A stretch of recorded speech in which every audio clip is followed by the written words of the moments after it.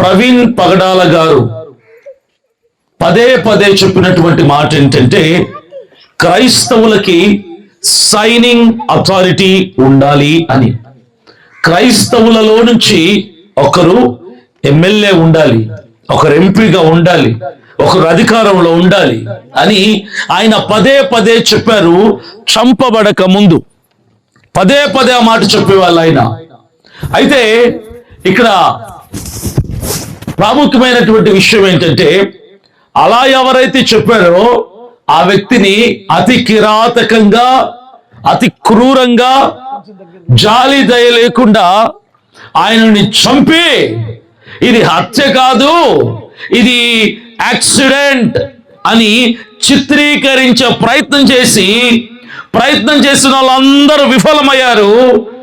న్యాయం కోసం అరిచిన క్రైస్తవులందరూ అలసిపోయారు. ఇక మనకు న్యాయం జరగదని, ఇక ప్రభుత్వం స్పందించదని, ఇక ప్రభుత్వం ప్రవీణ్ పగడాల గారి విషయాన్ని, ఆయన మరణాన్ని ఒక మిస్టరీగా ఉంచేస్తారే తప్ప, అడిగే కొద్దీ అది యాక్సిడెంట్ గా చిత్రీకరించే ప్రయత్నం చేస్తూనే ఉంటారు తప్ప, అందులోని నీతిని న్యాయంగా వారు పనిచేసి ఆ మరణం వెనుక ఉన్నది ఎవరు అనే కోణాన్ని బయటకు తీయరని అర్థమైపోయింది. ఈ రోజున నేను ఒక క్రైస్తవుడిగా మాత్రమే కాదు, ప్రవీణ్ పగడాల గారు చెప్పినటువంటి మాట పదే పదే ఇదే. ఏది? ఒక మనిషిని క్రైస్తవుడని, హైందవుడని, ముస్లిం అని, సిక్ అని, బౌద్ధుడని చూడొద్దు. ఎవరిని కోసినా వచ్చేది రక్తమే, అందరూ మనుషులే. మనిషికి మతం అనే ట్యాగ్ మెడలో వేయకుండా మనిషిని మనిషిగా చూడండి. ఆ సంస్కృతి వచ్చిన రోజు సమాజం బాగుపడుతుంది అని ప్రవీణ్ పగడాల గారు చెప్పారు. ఈ రోజున ఆయన దిశగా ఆయన చెప్పిన మాటల్ని మనసులో ఉంచుకొని, ఆ మాటలు చెప్పిన మనిషిని చంపినా కూడా ఆ మాటలు ఇంకా మాలో బ్రతికే ఉన్నాయని నిరూపించడానికి నేను బయలుదేరాను. ఆయన ఆశయాలను నెరవేర్చడానికి.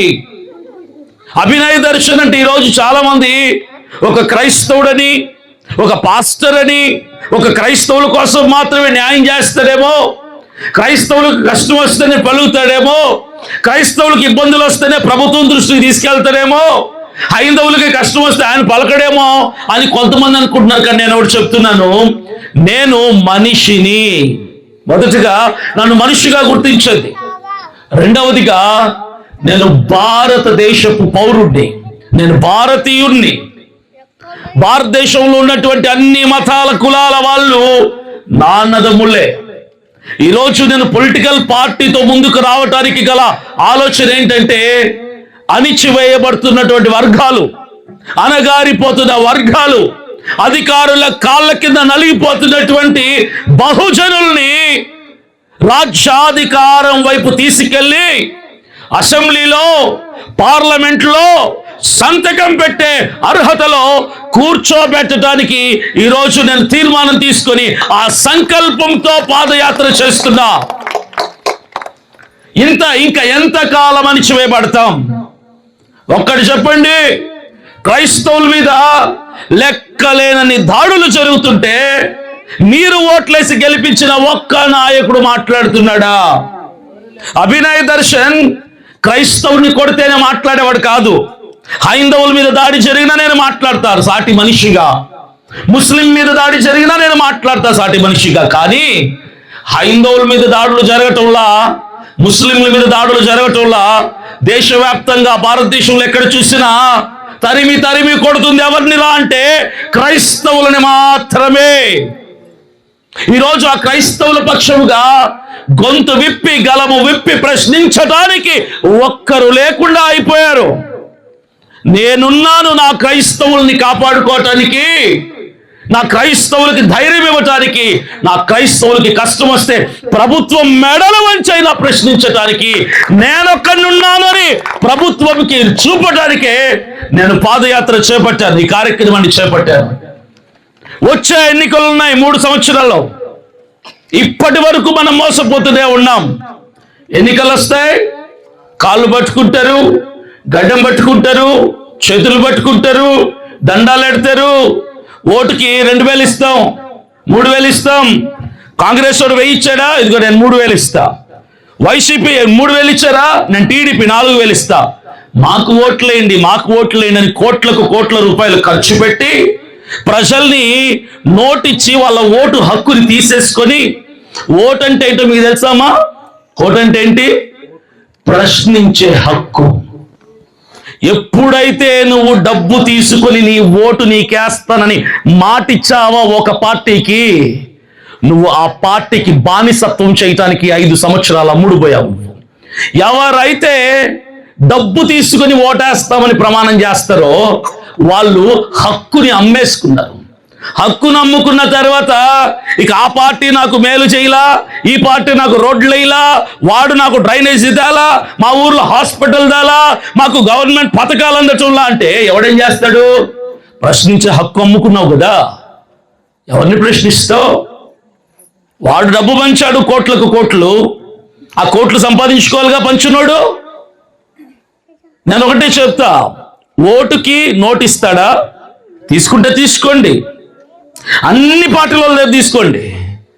ఇచ్చేటోడికి సిగ్గు లేకపోతే తీసుకునేటోడికి మనకెందుకు సిగ్గు? తీసుకోవడానికి బోల్డ్ కారణాలు ఉంటాయి మనకు. కరెక్ట్గా ఆ రోజు డబ్బు ఇచ్చడానికి వచ్చినప్పుడు మన ఇంట్లో తినడానికి బియ్యం ఉండకపోవచ్చు, అప్పుడు ఆ డబ్బు మనకు అవసరం ఉంది. పిల్లాడికి ఫీజు కట్టడానికి డబ్బులు ఉండకపోవచ్చు, ఈ డబ్బు మనకి వస్తుంది అనుకుంటాం. తెల్లారితే పిల్లాడికి ఆరోగ్యం బాగా హాస్పిటల్ పోవాల్సిన అవసరం రావచ్చు, ఆ డబ్బు పనికి వస్తలే. అప్పుడు 5 సంవత్సరాలు నేను అమ్ముకుంటున్నాను కదా నన్ను అనేది గుర్తురాదు ఎవరికి. ఎందుకంటే మనం మధ్యతరగతి కుటుంబాలు, అణగారిపోయినటువంటి కులాలు, మనం గుర్తురావు డబ్బు అవసరం. అలాంటిది మన అవసరాన్ని వాళ్ళు అందలం ఎక్కటానికి, మన అవసరాన్ని డబ్బుతో కొనేసుకొని మన హక్కుని లాగేసుకుంటున్నారు. ప్రతిసారి ఎన్నికల్లో ఇదే ఇదే ఇదే ఇదే రిపీటెడ్గా జరుగుతూనే ఉంది. అంటే ఓటుకి నోటు తీసుకోవద్దా అంటారేమో మీరు. అలా నేను చెప్పను, తీసుకోండి. కానీ ఓటు ఎవరికి వేస్తారు చెప్పనా? మీ ఓటుకు డబ్బు ఇచ్చి కొనుక్కోలేడే. ఎవరైతే ఓటుకు డబ్బు నేను ఇవ్వలేను, నేను పేదోన్ని, నేను డబ్బు ఇచ్చే స్తోమత లేదు, కానీ మీకు మంచి చేస్తా అని ఎవరన్నా వస్తే అలాంటోడికి ఏంటి ఓటు? ఎందుకో తెలుసా? వాడు కోట్లు అప్పు తెచ్చి పెట్టడు పెట్టుబడి, వాడు ఆస్తులు అమ్ముకొని వచ్చి మీకోసం పెట్టడు, వాడు డబ్బు పంచడు, గెలిచిన తర్వాత డబ్బు సంపాదించుకోడు. న్యాయంగా గెలిపించండి అమ్మా నన్ను అన్నవాడు న్యాయవంతమైన పరిపాలన అందిస్తాడు. మనకు అలవాటైపోయింది డబ్బిచ్చినోడికి ఓటేయటం. ఆ పద్ధతి మారాలి. మార్పు మన నుంచి మొదలవ్వాలి. దేశం అంటే మట్టి కాదు, దేశం అంటే మనుషులు అన్నారు. మార్పు మన దేశంలో రావాలి. ప్రతి ఒక్కడు డైలాగ్ వేస్తాడేమని, ఈ దేశం ఎప్పుడు మారిద్దో, ఈ దేశం ఎప్పుడు మారిద్దో, ఈ దేశం ఎప్పుడు మారిద్దో. దేశం మారాలంటే మారాల్సింది దేశం బార్డర్లు గోడలు కాదు, ఈ దేశంలో ఉన్న మనుషులు మారాలి. ఈ మనుషులు ఎప్పుడు మారుతారో, ప్రభుత్వాలు ఎప్పుడు మారుతాయో మారరు. మార్పు మొదలవలసింది ఎక్కడో తెలుసా? నీ గ్రామంలో, నీ నియోజకవర్గంలో, నీ వీధిలో, నీ గుమ్మంలో మొదలవ్వాలి మార్పు. అక్కడ మార్పు మొదలైతే అక్కడ దేశం మారిద్ది. మార్పు ఇక్కడ మొదలవ్వాలి. తీసుకుంటే తీసుకోండి డబ్బులో, కానీ డబ్బు ఇవ్వని వాడే నిజాయితీ పరుడు. ఎందుకు తెలుసా? నేను 5 కోట్లు పెట్టి అప్పు తెచ్చి అందరికి పంచుతా, నేను కూడా పంచుతా. గెలిచిన తర్వాత నేను దేనికోసం పనిచేస్తాను చెప్పండి చూద్దాం. నేను డబ్బు పెట్టా, మరి నాకు డబ్బు సంపాదించుకోద్దు. మీరున్నారు, ఒక హోటల్ పెట్టారు, 1 లక్ష రూపాయలు పెట్టి హోటల్ పెట్టి ఉచితంగా దోశలు పంచుతారు అందరికీ, అట్లు ఇడ్లీలు, లాభం ఆశిస్తారు కదా. మరి నేను కూడా ఒక ఎమ్మెల్యేగా పోటీ చేస్తున్నప్పుడు 5 కోట్లు అప్పో చేసి ఆ స్థలము నగలో తాకట్టు పెట్టి 5 కోట్లు మీకు పనిచేసా, మీరు తీసుకున్నారు, నేను ఇచ్చేసా. నేను ఎమ్మెల్యేగా నా కోట్లు వేసి నన్ను గెలిపించారు. మీరు నాకు ఓటేసింది మాత్రం ఎందుకు? మంచి చేస్తాడేమో అని వేశారు. నేను ఎమ్మెల్యే అయిన తర్వాత ఏం చేస్తాను తెలుసా? ఇప్పుడు మీకేం చేయాలని చూడను, నేను 5 కోట్లు ఖర్చు పెట్టి అది ఎలా సంపాదించుకోవాలో చూస్తా. 5కు 5 10 కావాలని చూస్తా. ఈ సంపాదించుకోవడానికి ఎంత టైం పట్టిందో తెలుసా? 5 సంవత్సరాలు పడుతుంది. ఈ లోపుగా మీరు వస్తారు, మా ఎమ్మెల్యే కదా గెలిపించుకున్నాం కదా సార్, హాస్పిటల్ లేదు సార్ మా ఊళ్ళో, హాస్పిటల్ పోయే లోపల చచ్చిపోతున్నాం సార్, స్కూళ్ళు లేవు సార్, మా పిల్లలు గొప్పలు అవ్వద్దా, చేద్దాంలేమ్మా చూద్దాంలేమ్మా అని పై కన్నీళ్లు తుడిచి మీరు నా ఇంటి గుమ్మం గేట్ దాటగానే నా పక్కన వాళ్ళతో నేనేమని చెప్తాను తెలుసా, సిగ్గు లేకుండా సమస్యలు చెప్పుకోవడానికి వచ్చారు, నా డబ్బు తీసుకోవాలా, డబ్బుకి అమ్ముడు పోయినట్టు వాళ్ళు వాళ్ళకేందిరా నేను సేవలు చేస్తా అంటా. నేను ఎందుకో తెలుసా, అమ్ముడు పోయిన వాడి విలువ అది. నేను డబ్బు సంపాదించుకోవాలి, న్యాయంగా చేస్తున్నా, నేను పంచినప్పుడు మీరు నన్ను ప్రశ్నించేలా తప్పు చేస్తున్నావని, మరి సంపాదించుకునేటప్పుడు మీరు అడిగే హక్కు లేదు. ప్రతి ఎమ్మెల్యే, ప్రతి political party, Congress, TDP, YCP, Janasena, BJP అందరూ ఇదే దారిలో ఉన్నారు. ఇప్పుడు మన అవసరం వాళ్ళు డబ్బు చేసుకుంటున్నారు, డబ్బులు ఇచ్చి ఓట్లు వేసుకుంటున్నారు, డబ్బులు ఇచ్చి ఓట్లు గెలుచుకుంటున్నారు. తీరా మనకు ఎగనామం పెడుతున్నారు, తీరా మన నెత్తి మీద టోపీ పెడుతున్నారు, మన చేతుల్లో చిప్ప పెడుతున్నారు. వాళ్ళ బతుకులు మారుతున్నాయి, మన బతుకులు మారటంలా. అవే కన్నీళ్ళు, అదే బ్రతుకులు, అదే పేదరికం, అవే అప్పులు, ప్రాంతంలో గ్రామంలో అవే సమస్యలు. ప్రభుత్వ పథకాలు ఏమైనా సక్రమంగా ప్రజలందరికీ ఇస్తున్నారంటే 10 మందిలో 3 మాత్రమే అందుతున్నాయి పథకాలు. మిగిలిన 7 మంది అధికారుల చుట్టూ తిరిగి చెప్పులు అరిగిపోయేలాగా ఇంట్లో కూర్చుంటున్నారు. ఇక పనులు అవ్వవులే, ఈ పథకాలు మాకు అందవులే అని జరుగుతుంది. ఇదే పథకాలకు పెట్టే పేర్లు ఏంటో తెలుసా, వాడబ్బా ఆస్తి అమ్మి పెట్టినట్టుగా పథకాలు వాళ్ళ పేర్లు పెట్టుకొని ఆ పథకాలకి వాళ్ళ తాత పేర్లు, వాళ్ళ అయ్య పేర్లు, వాళ్ళ అమ్మమ్మ పేర్లు, వాళ్ళ ముత్తాత పేర్లు పెడతారు. ఆ పథకాలు హోటల్కి పోతే 400 బిల్లు అయితే 500 కట్టించుకుంటారు. ఏంటంటే ట్యాక్స్, పన్ను, నీటికి పన్ను, ఇంటికి పన్ను, రోడ్డుకు పన్ను, తిండికి పన్ను, బట్టకు పన్ను, బతకటానికి పన్ను పన్ను పన్ను పన్ను పేరిట మన డబ్బులు వసూలు చేసి ఆ డబ్బుల్ని మనకు పథకాల పేర్లతో తిరిగి తీసుకొస్తే, అమ్మా మా దేవుడు బాబు, అయినా ఈ పార్టీ వాడు మా దేవుడు, ఈ ఎమ్మెల్యే మా దేవుడు, పిచ్చి ప్రజల నాయకులు మన డబ్బులు మనకు పథకాల పేర్లతో వాళ్ళ అయ్యల పేర్లు పెట్టుకొని ఇస్తే వాళ్ళ కాళ్ళ మీద పడి దేవుళ్ళు అని పొగుడుతున్నాం.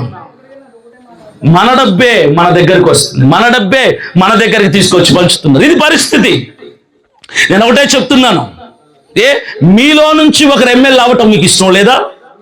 మీ వర్గపు వాళ్ళు, మీ కులపు వాళ్ళు, అనగారినటువంటి మన వాళ్ళు అసెంబ్లీలో కూర్చోవడం మీకు ఇష్టం లేదా?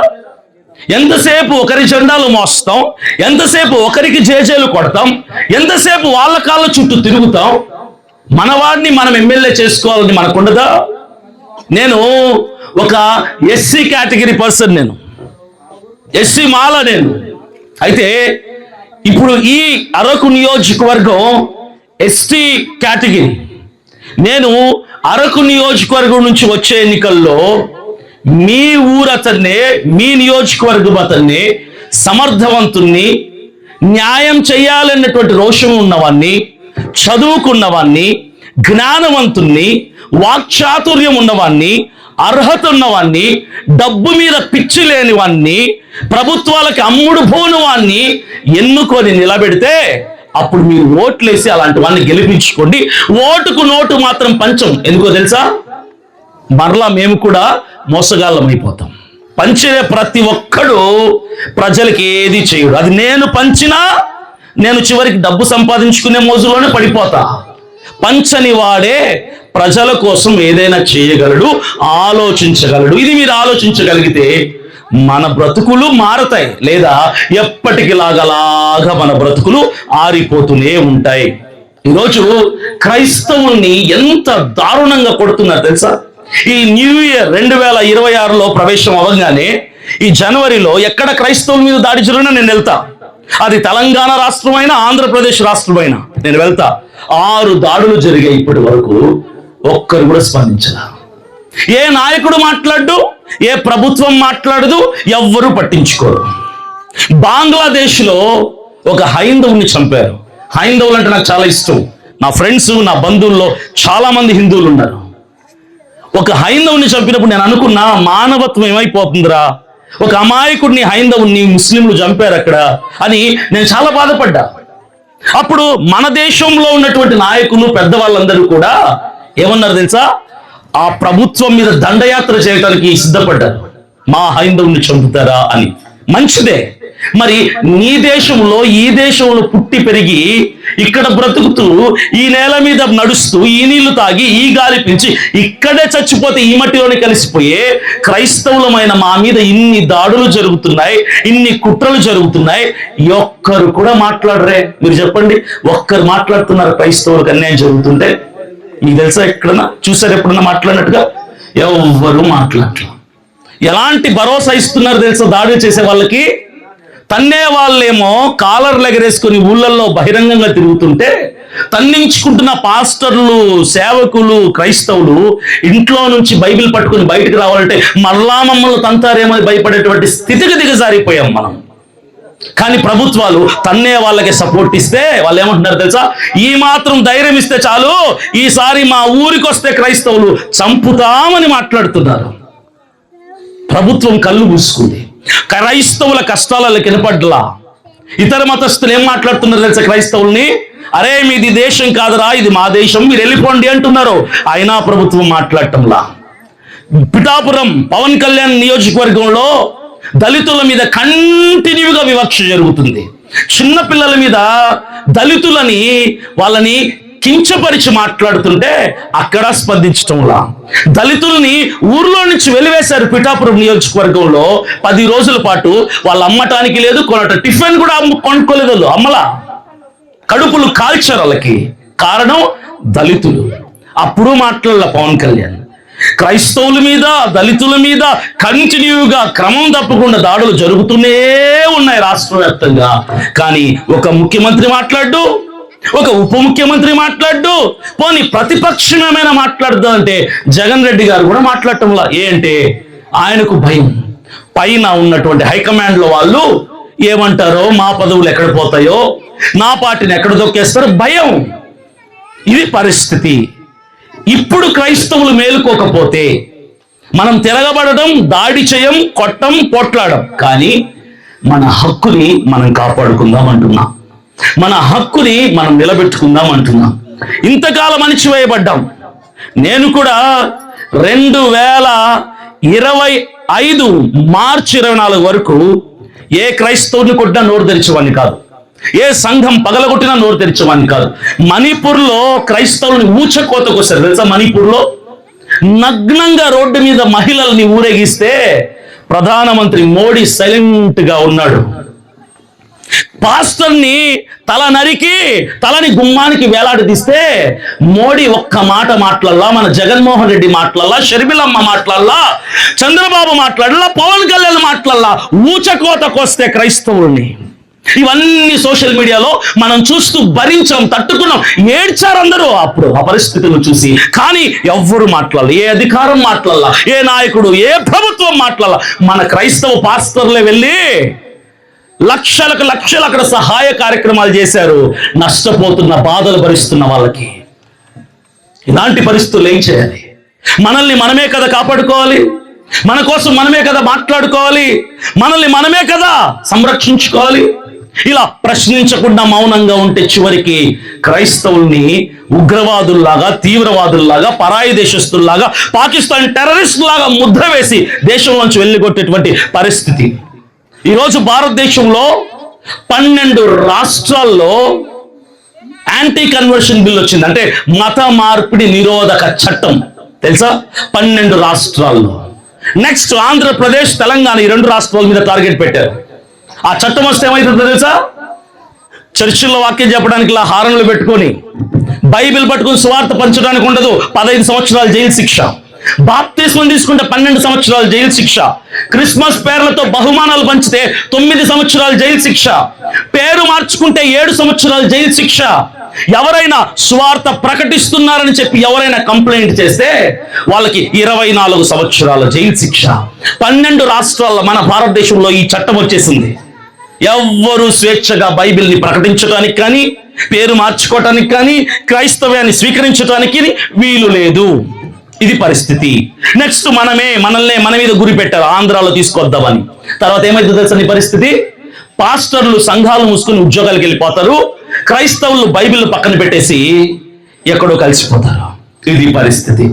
ఇప్పుడు జరుగుతున్న పరిస్థితులన్నీ కూడా ఇలాగే తారుమారుగా భయంకరంగా ఉంటున్నాయి. ఈ పరిస్థితులు మారాలంటే ఏం చేయాలి తెలుసా? మనకు రాజ్యాంగంలో కొన్ని హక్కులు ఉన్నాయి. అంబేద్కర్ గారిని నేను గౌరవిస్తా. ఎందుకో తెలుసా?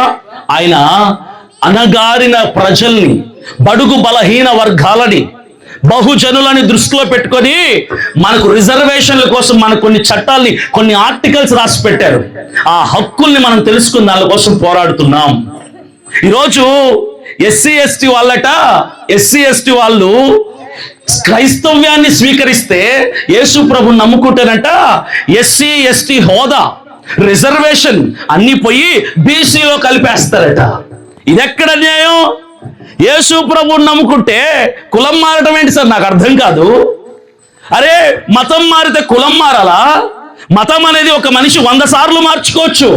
కులం అనేది నా తల్లి కడుపులో నుంచి నేను బయటికి వచ్చినప్పుడు వచ్చింది నా కులం.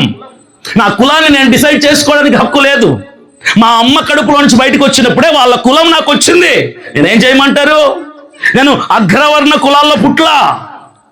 అణగారినటువంటి వర్గాలు, వెనుకబడినటువంటి వర్గాలుగా మనల్ని గుర్తించి అంబేద్కర్ గారు మన కోసం రిజర్వేషన్లు పెడితే, ఆర్టికల్స్ రాస్తే, ఈ రోజట యేసు ప్రభులోకి ఎవరైనా పోతే ఎస్సీ ఎస్టీ రిజర్వేషన్లు పోతాయి, మీరు బీసీలుగా మారిపోవాలి అని పోరాడుతున్నారు ఎస్సీ ఎస్టీలు.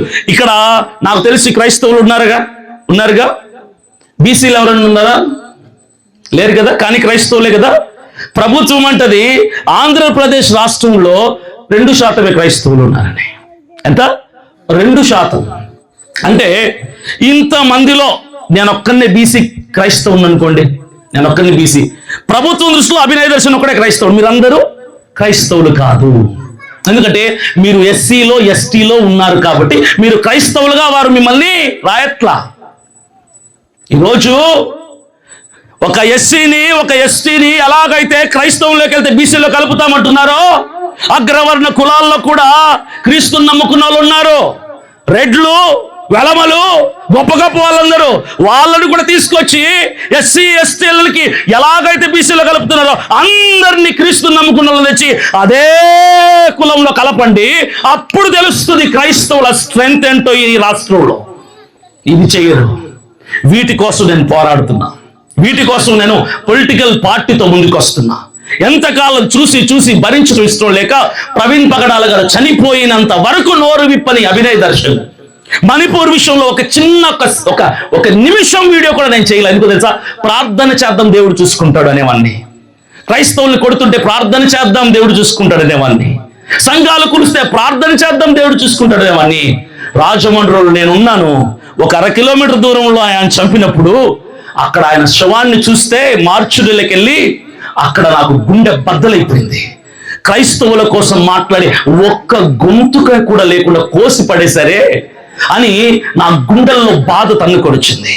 ఆయన శవం, ఆయన చనిపోయిన మృతదేహాన్ని చూస్తే గుండెల మీద కాలి ముద్రలు, కర్రలు, రక్త మరకలు, కర్రలు, నోరు, లిప్స్ 2 తెగిపోయాయి. గొడ్డలతో నరికారో తెలీదు, కత్తితో కోసారో తెలీదు, బ్లేడ్తో కోసారో. ఎంత బాధపడ్డాడో అతను చనిపోయేటప్పుడు తెలీదు.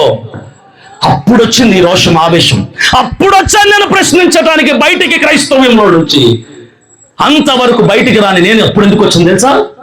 ఇక క్రైస్తవుని, అంతటి మేధావిని, అంతటి జ్ఞానిని చంపినటువంటి వీళ్ళు కుగ్రామాల్లో, గ్రామీణ ప్రాంతాల్లో, ట్రైబల్ ఏరియాల్లో స్వార్థలకు వెళ్తున్నటువంటి స్వార్థికులను చంపడం పెద్ద లెక్క. కాబట్టి వచ్చాను నేను బయటికి. నా క్రైస్తవ్యం కనుమారు అయిపోకూడదంటే నేను నిలబడాలి, నేను పోరాడాలి అని వచ్చాను బయటికి. సామాన్యుల పక్షంగా నా క్రిస్టియన్ అని ఒక్కడే కాదు, అందరూ నాకు సమానమే. అందరి కోసం నేను నిలబడతా. క్రిస్టియన్, ఎస్సీ, ఎస్టీ, బీసీల కోసం నేను పొలిటికల్ పార్టీతో ముందుకు రాబోతున్నా. వచ్చే ఎన్నికల్లో పోటీ చేస్తాం. డబ్బు పంచని వాడే నిజాయితీ పరుడు ఓటుకి, అలాంటి వానికి మీరు ఓటేస్తేనే మీకు మేలు జరిగిద్ది అని సభాముఖంగా నేను సవినయంగా మనవి చేసుకుంటాను. జై భీమ్, జై భారత్.